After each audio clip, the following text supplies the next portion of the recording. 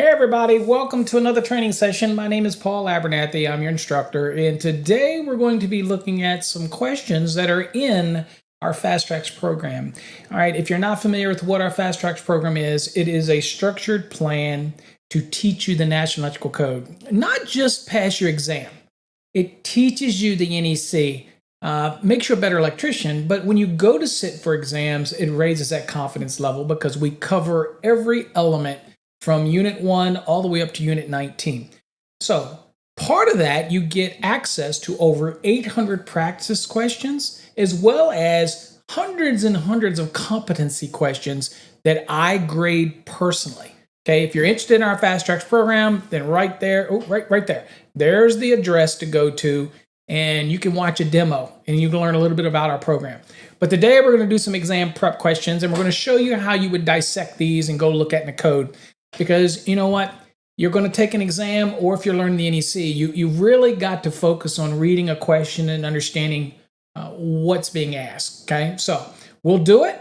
Maybe we'll stumble. Let's see. So let's go on and get to the first question and see if we can't practice for the National Electrical Exam, code exam, that is. We got to prepare for a code exam. Okay, so here's the question, the first one on the screen. Hopefully you can see it. It says, where a trade size half-inch rigid metal conduit, RMC, is to be installed in a Class 1 location, and we all know Class 1 locations are what? Locations with have flammable vapors, liquids, and vapor, liquids, and gases. Okay, all of that is volatile, combustible, but that is a Class 1 location. Of course, you have Class 2, which is combustible dust, and in Class 3, which is flammable flyings and fibers and things like that. Okay, so we know it's a Class 1. It says, let's see if I can get over here. Right here it says, and a trade size half-inch conduit seal is required. Okay, so it's half-inch or trade size half raceway, and of course it's requiring a conduit seal here. The minimum thickness of the seal compound shall not be less than, and you've got four answers here. We've got 5/8 of an inch, 3/4 of an inch, 1/2 of an inch, and 3/8 of an inch.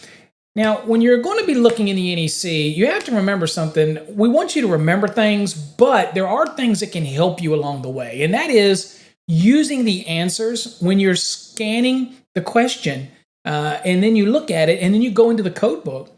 You're looking at all of the code information. You're going to be using these values, 5/8, 3/4, 1/2, and 3/8, to trigger you and to kind of stop you as you're scanning the page. Now, it would be wonderful if you just knew the answer. That would be great. But if you don't, you need to know how to get there. And then once you're there, then you use the answers that are in your, if you're sitting for the exam, they're on your screen. Use those to help pull you where you need to be. So the first things that I look at this and it triggers for me is it's Class 1. All right, so you need to know the article that deals with Class 1. That's Article 501. Okay, hazardous location starts at 500. That's what gives you all of the things that constitute the different types of gases and all this, and their classification. Gives you some general rules.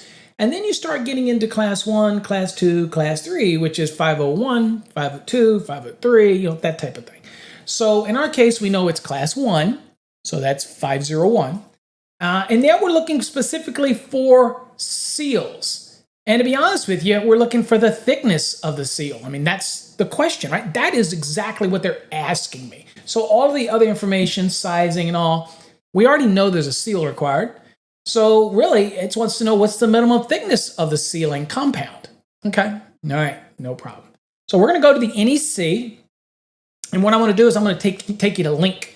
Link, if you're not familiar with Link, you need to get Link. Now, this is not a public service announcement for NFPA by any means, but I can tell you right now, your life will be so much easier in the field if you have Link on your phone. And it works on your phone. You can then go to your desktop. You can go to a laptop. It doesn't matter. Link logs in. It's all web-based. It's beautiful. And you get to see other cycles. And you get to see other NFPA documents like NFPA 72. You get to see all of, obviously, the NEC. So you get older editions all the way back to 2008. for the NEC. So, it's a great value, especially if you're somebody who has to make those decisions on the job site. So I recommend you get it. Just go to NFPA, you'll find it. All right, so let's go to the code real quick. All right, so I'm over here at the code, and I know that we're going to be in Chapter 5, Special Occupancies, obviously hazardous locations. So I'll open that up, and here you see, here's your Class 1 right here. All right, so if I open Class 1, and I go down, and I'm looking through here, and I'm saying, okay, what am I going to be looking for? I'm looking for seals. Okay, I'm looking for application to deal with seals. All right, so we can start our journey in 501 down here where you see sealing and drainage right here, 501.15. So that's where we're going to start our journey. Now, if you're using the NEC, you can use the index. You have a table of contents and you have an index. If you didn't know what Class 1 was, you could use the table of contents. You can go down 500 and you would have seen Class 1 is in 501. Now you can go to the index, and I'm going to grab it for you because Link is great, but it did not provide us with access to the index. So it's not that great for an educator to teach you with because I don't have access to show you how to do an index lookup. So I'm going to hope you got your code books. I'm going to do it with you, and I don't have my third camera hooked up. It's disconnected because I had some software issues, but that looks down on my book. So I'm going to, hopefully you can pause this video, get your code book out and go into the table of contents and to kind of show you how you could get there if you didn't know what to do. So in this case, I'm going to go look in hazardous locations in the book. And if you look in hazardous locations, you'll see that there is a Class 1. And if you go down Class 1 and you kind of look at it, you'll see there's sealing. And the first thing under sealing will say go to 501.15. And of course, that's what we did when we just looked at Link. We said, okay, well, 501.15. That looks like where we want to go. So that's what we're going to do.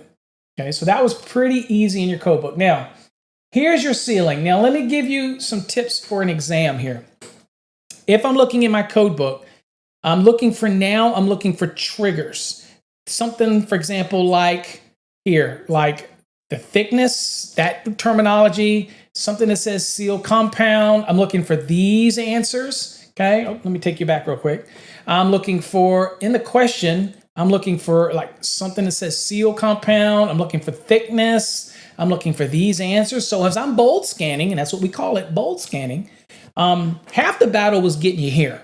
Once you're here, now you're going to use what's actually in the question to help you have a better chance at finding the answer. Okay, now I would love it if you just knew. But the reality is a lot of tests you're going to take, you're not just going to know. Right? So let's kind of go back to the code. And let's see here. We're going to scroll down and we don't see anything in here. I'm using the answers to help me. Okay, pressurized to Class 1 boundaries. Okay. Okay, here we go. We've got seals. That's Class 1 Division 2. Let's see here. Seals. This is cable seals. Okay. I'm just kind of looking really quickly going through. All right, and seeing what I've got. Okay, all right. So I'm looking through and just kind of getting a feel of what all we have. Okay, all right. I feel good that we're going to find our answer in here. So let's kind of move back up to the beginning of it. And first thing you'll notice is we are dealing with Class 1 in Division 1 or 2. It's either we're dealing with 1. No, actually, the question didn't say whether it was 1 or 2 division, did it? It just says Class 1. So when I see this, and this is under the heading conduit seals, now is where I'm starting to look and see the answers, the inch values that are given. And I see nothing in here.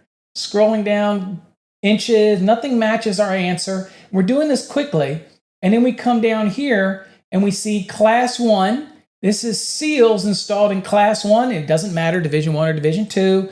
And then notice we see something down here that says thickness of compounds. Does that not basically match what we saw in the question? All right. And the first thing your eyes need to go to is you'll see 5/8 of an inch. Right. Okay. So you go back over to the question and you go, boom, 5/8 of an inch. And there it is. 501.15C3. And of course, now in our Fast Trax, it does give you the answers like you see here, and it does 2 cycles so that you can go back and look. So if you're in our 2020 Fast Trax, it'll give you 2017 answer as well. so you can kind of see if it might have changed, the code section's changed or something like that. But you get to see your answer. And in this case, we dissected it, right? We knew that it was class 1. The division didn't matter. We knew we were dealing with a seal, okay? We knew that it was the thickness of a seal compound, and those are trigger words that help get us where we need to be.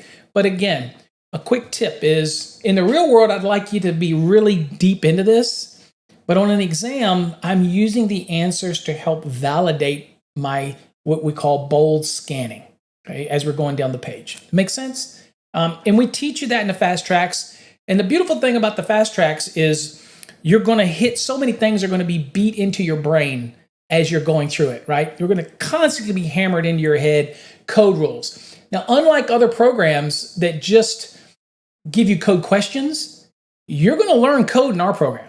This is just examples of some questions that we give you. You're actually going to learn code. And so that's what makes it different. All right, let's go to another one. Okay. The next question we got is the minimum height of headroom of working space above service equipment, switchboards, and motor control centers shall be at least blank or the height of the equipment, whichever is greater. Now, here's the beautiful thing, folks. You might already know this question, and if you're a Fast Track student, I guarantee you know this question.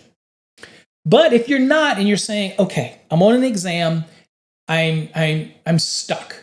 What do I do? Okay, well, this is trying to find the headroom, okay? So you could go to the index, and let's just say we go to the index, and I'm looking for some bold stuff, and I'm gonna say, okay, well, what is it asking me about? Well, it's asking me about the working space. So maybe there's an index question. Maybe there's something in the index for this. So I'm gonna go to the back of the index, and I'm looking, and guess what? There is working space, okay? And it tells us, okay, working space, and it says about electrical equipment, 110.26, okay? Now, here's a couple tips for you, okay? When you're in an exam and you go to the index, try to exhaust your activities in the index while you're there. Don't go flipping back and forth if you can help it. And what I mean is they're usually going to give you a dry erase paper or where you have a pencil in a dry erase tab or scratch paper. Use it. Write down on that scratch paper all of the code sections that you want to go to based on your exploratory search into the actual index so that you don't have to keep going back and forth.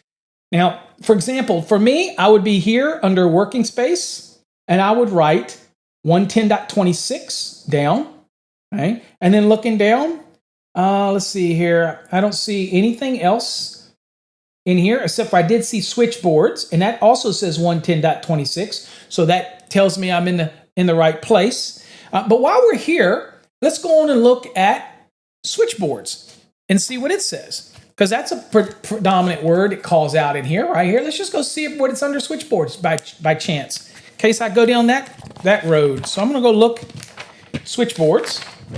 And by the way, taking your time on a question like this in our program, everybody tries to tell you that you have to answer these questions within 2 minutes because that's the way the exam is. You're studying, you're preparing, you're building your knowledge. Take your time. I tell people all the time, dissect a question because it does a couple things. One, it puts it in your memory, and two, it gets you familiar with moving back and forth through the NEC. And that's really what we're doing here, because when you get in an exam and it starts to get crunchy and you start looking at that clock ticking away, you're going to be like, okay, time is going and I feel like I'm in this rut. Focus. When you're practicing in our program, we tell you, dissect these questions. You have over 800 practice questions you can do. You have some final exams. You have some 3 final exams actually you can do. Take your time. Really dissect every word in the question, because you'd be surprised. A lot of these questions are going to be very similar to what you would see on an exam. Take your time. It's okay. All right, so in this case, I'm going to look under, like I said, I'm going to go look under switchgear and see if there's anything under switchgear that might say working clearances or whatnot. So I'm going to go look. And also what it does is it lets you know if switchboard, excuse me, I said switchgear, but switchboard lets you know if that's in the back of the index. So I'm going to go look. and see what I've got. You should be doing it with me. So I'm going to look in here and see if I see, okay, I see switchboard. And then underneath, I see clearances. And it's 110.26 again. Okay. Now, as you get better, you're going to notice that the other references like 408, that's just the article for panel boards, switchboards, and switchgear. So you'll understand that. And so you'll see that, and you go down, and I'm just looking down. Let's see here. Locations. Okay. Working spaces. Right at the bottom of switchboards, it says working spaces, 110.26. Okay. So that is important because it shows you that there are multiple ways inside of the NEC using the index to get to where you need to be. Okay. All right. So with that said, we're going to go to 110.26 and we're looking for what? The headroom of the working space. Not the working space, the headroom. Okay. So let's go look at it. Let's go to the code. And I'll get us back to the beginning here. And let's go to 110.26 like it said. Right here. All right, so here's your working space, and here's the depth of the working space, here's the height of the working space, the width of it, and here's your height right here. Okay, it says the working space shall be clear from extent from the grade, floor, or platform to a height of 6.5 feet, or the height of the equipment, whichever is greater, within the height requirements of this section. Okay, so if you go back and look at it, and also just so we're clear, let's go back to the beginning here. You notice that you come back here that it is space is about all electrical equipment. Okay, so just wanted to make sure we're clear on that. All right, so it looks like 6.5 feet. Okay, so let's come back to our question. Okay, back at our question. Which one do you think this? 6? No. 6, 7? No. How about 6, 6? There you go. 110.26A3. That's what we looked at. The beautiful thing here is there is multiple ways to find it. And I'm going to expect most of you are probably going to know this answer simply just based on you put in the time, you put in the work. You're probably in a program like ours where it's very structured and you just learn this. Well, that is where the 3-wave method comes in that I explain in another video. And that explains that you make a first wave, you answer what you know. You know, that code knowledge, that experience that you have. That's going to ease your comfort. The second wave, oh, by the way, any of them that you don't answer right away within a minute in the first wave, you put a little check, you mark it. Most electronic systems have a little mark. You mark it. Then you go on. You don't dwell on it. You go to the next one.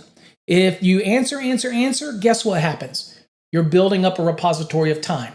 Because if every question is allotted 2 minutes or 2.5 minutes, and you answer it in a minute or less, you have just added an additional minute to be used on tougher questions. And believe it or not, it also helps you focus it. Knock the bulk of the questions you know out of the way on that first run, and then every one of them that you marked, you're going to come back and start answering those. And every one of those that you answer, you're going to uncheck. So the only thing you're doing in the subsequent reviews is leaving the ones that you have checked until you feel confident enough to uncheck it, okay? But if you want to know how the 3-wave method works, go over and search for it over on our YouTube channel. You'll find it. It's the 3-wave method, and I explain how that works.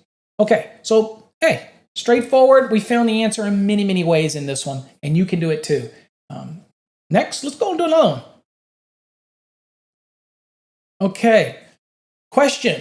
When calculating the total load for a commercial building, okay, what is the minimum computed load in VA required by the NEC for a branch circuit supplying an exterior electric sign?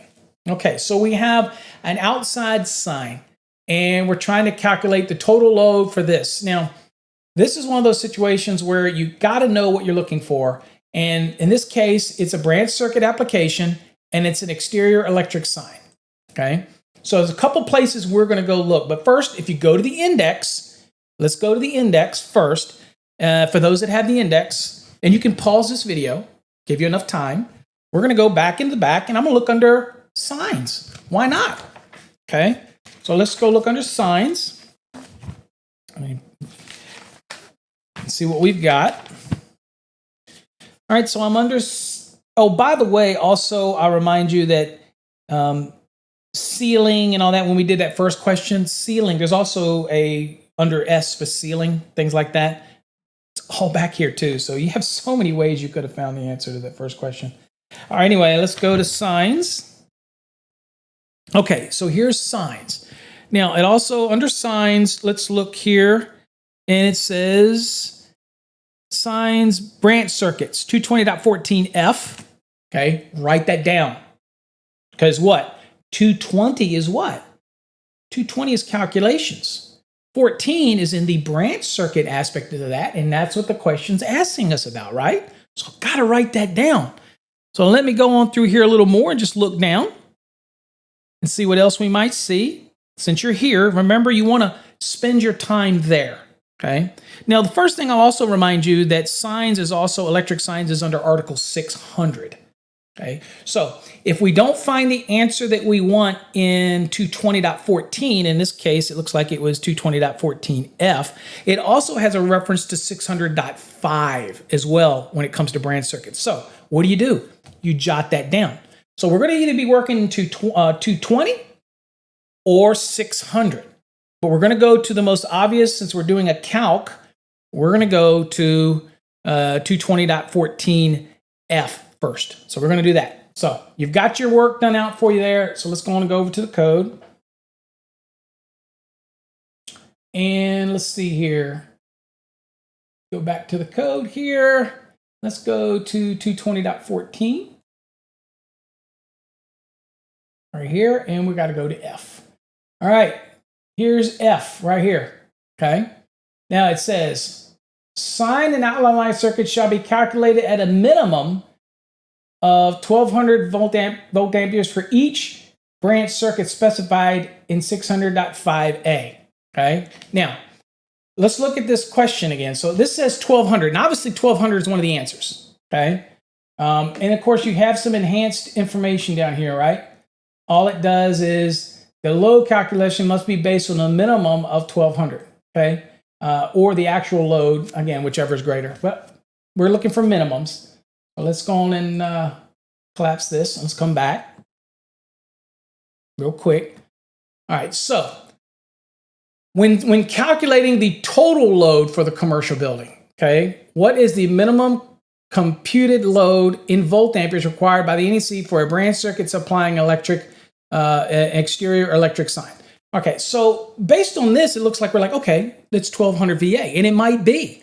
But while I'm at it, I want to go look at 600.5, okay? I need to go look at it. So let's go look at it real quick. We don't want to get tripped up on anything. So we'll go back here, and I'm going to go to 600.5 real quick. Branch circuit rating. All right, here's the branch circuit requirements right here. And let's see here. Now notice, branch circuits that supply signs shall be rated in accordance with 600 by C1 or C2 and shall be considered to be a continuous load for the purpose of calculations. So if that's the case, let's take a chance here. So it's 1200 times 1.25. That is 1500. And let's go back and look at our question. And let's choose 1500. Why would we be incorrect? Why do you think we got that wrong? Because it's asking for the calculation. That question right there said what? Let's dissect it. We did this for a reason. Let's go back and read it. Why is this wrong? And this is a common mistake people do. Check this out. And this is why I do things that I do this way. Notice what it says here. It says the rating for the branch circuit that supplies the sign. What did our question say? Very focused, very focused. Go back to the question. The question said, when calculating the total load of the commercial building, it had nothing to do with the branch circuit. It had to do with the overall calculated load. And that comes from Article 220. It wasn't the branch circuit. Let me give you another great example of this. When it comes to water heaters, just 120-gallon storable water heaters, 422 says the branch circuit is to be sized as a continuous load, right? But when you do the overall load calculation, It's only the wattage of the water heater. You don't take it as a continuous load. You get me? You kind of see why I do what I do here and why we did this way? Because it is so easy to go down the rabbit hole and read a question and then go, okay, what are they asking me? Because this question misled you. It says, when calculating the total load of a commercial building, what is the minimum computed load in VA required by the NEC for branch circuit supplying exterior exit signs? Didn't matter because it wasn't sizing the branch circuit. It was obviously a branch circuit is the load to the exterior sign, but we're doing a load calc, an overall load calc. That's why we have to focus on 220.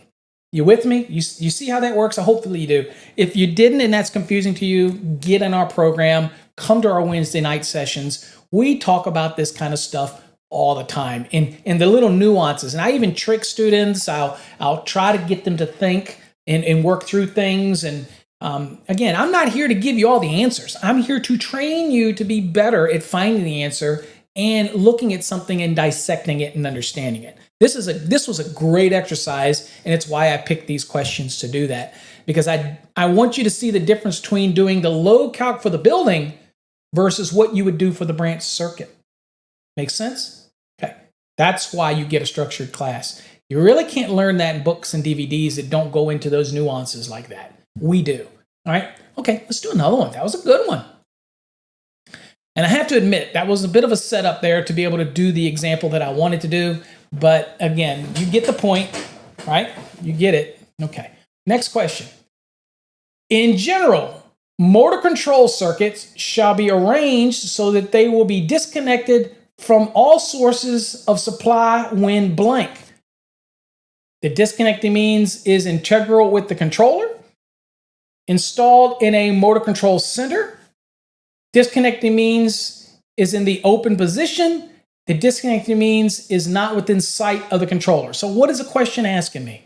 It says, in general, motor control circuits shall be arranged so that they will be disconnected from all sources of supply when? That's when we have to find the answer. So where are we going to go? Okay, so this is a motor control center circuit, and we're talking about motor control circuits, right? So first thing is, I love to look at diagrams. Since we're talking about motor control circuits and the disconnecting means for that, what we're going to do is we're going to go to the code. And you know what? You may just know the answer to this. But if you don't, you're going to go to the code. We're going to go to 430. And we're going to look at a little bit of a diagram first. Hopefully the diagram shows up on link. Yep, there it goes. I'm going to expand this out so you can see it. Hopefully you can see it. All right, so here we're talking about, again, motor control centers. If you come down here, we're talking about motor control circuits right here. And that's what the question was, motor control circuits, right? And it looks like it is in part 6 of 430. So that's another good reason why you have these illustrations and this guidance in order to do that. Now we can verify that by going up here and looking also here. Notice it says motor control circuits, and this can be a huge shortcut for you because it's going to tell you that you can start at 430.71 and it goes to 430.75. And we'll see if that helps us. You also have disconnecting means down here, but we're going to go and see what it is here. So in your code books, we're going to go to 430.71. So let me click here, and we'll go on and go down to 430. And I'll get us down to 71. See if we can't find the answer. Here's the general. Okay, so here's our motor control circuits. Here's the general. Okay. And let's see here. So if we got it, we'll look at go back and look at our questions so we can kind of refocus. Of course, in exam, you got it right there. But we're dissecting it. So we're going to go back and look real quick. All right, so back at our question, it says, in general, motor control circuits shall be arranged so that they will be disconnected from all sources of supply. Okay, so that phrase, okay, arranged so that we be disconnected from all sources of supply. So let's kind of go back over to the code real quick and see if we can't figure that out. So bear with me while we go look. And we're back over here. And here's control, truck ductors, arrangement, Disconnection. Motor control circuit shall be arranged so that they will be disconnected from all sources of supply when the disconnected means is in the open position. See how we dissected that? Let's come back. Disconnected means in the open position, right there. Answer that. Boom. 430.758. You see how we did that? That's the way you do it. So let's come back to me. Hopefully you learned something a little bit today. You can use the pictograms, diagrams, everything can help you get where you need to be. Hopefully you got something out of that, folks. And if you're interested in joining our program, the address is right here, fasttracksystem.com. I'm here to help you. I love to see you on Wednesday nights. It's just that simple if you really put the effort into it, and I want to be your guide to help you better understand. Till next time, folks, stay safe. God bless.